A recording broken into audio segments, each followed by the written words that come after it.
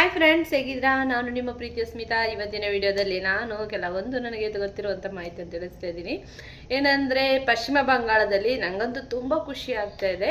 ಪಶ್ಚಿಮ ಬಂಗಾಳದಲ್ಲಿ ಈ ಒಂದು ವಿಷಯನ ಹೇಳೋಕ್ಕೋಸ್ಕರ, ಪಶ್ಚಿಮ ಬಂಗಾಳದಲ್ಲಿ ಈ ಸತಿ BJP ಬರ್ತಾ ಇದೆ.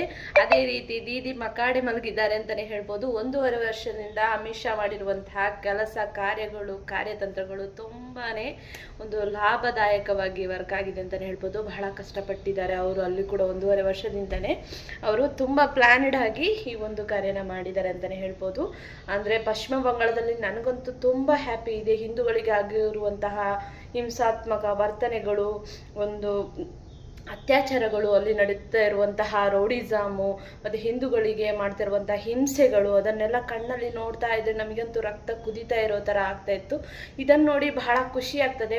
ಪಶ್ಚಿಮ ಬಂಗಾಳದಲ್ಲಿ ಖಂಡಿತವಾಗಿ BJP ಬಂದಿರುವಂಥದ್ದು ಅವರಿಗೆಲ್ಲರಿಗೂ ಕೂಡ ಖಂಡಿತವಾಗಿ ಖುಷಿ ತಂದಿದೆ ಅಂತ ತಿಳ್ಕೊಂಡಿದ್ದೀನಿ. ಪಶ್ಚಿಮ ಬಂಗಾಳದ ಜನರಿಗೆ ನೋಡಿ, ಅವರ ಒಂದು ಬಹುಮತದಿಂದ, ಅವರ ಒಂದು ಮನಸ್ಸಿನಿಂದ BJP ಬರಬೇಕು ಅಂತ ಹೇಳ್ಬಿಟ್ಟು ಖಂಡಿತವಾಗಿ ಓಟ್ ಹಾಕಿದ್ದಾರೆ.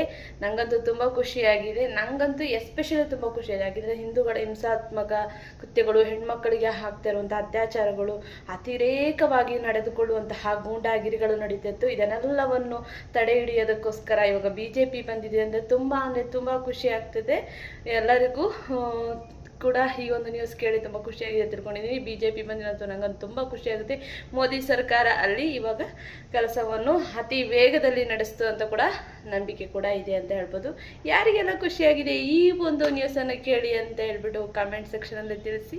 ಎಲ್ಲರಿಗೂ ಈ ಒಂದು ನ್ಯೂಸನ್ನು ಕೇಳಿ ತುಂಬ ಖುಷಿಯಾಗಿದೆ ಅಂತ ತಿಳ್ಕೊಂಡಿದ್ದೀನಿ. ನನಗಂತೂ ಬಹಳ ಖುಷಿಯಾಗಿದೆ. ಓಕೆ, ಎಲ್ಲರಿಗೂ ನನ್ನ ಪ್ರೀತಿಯ ಧನ್ಯವಾದಗಳು.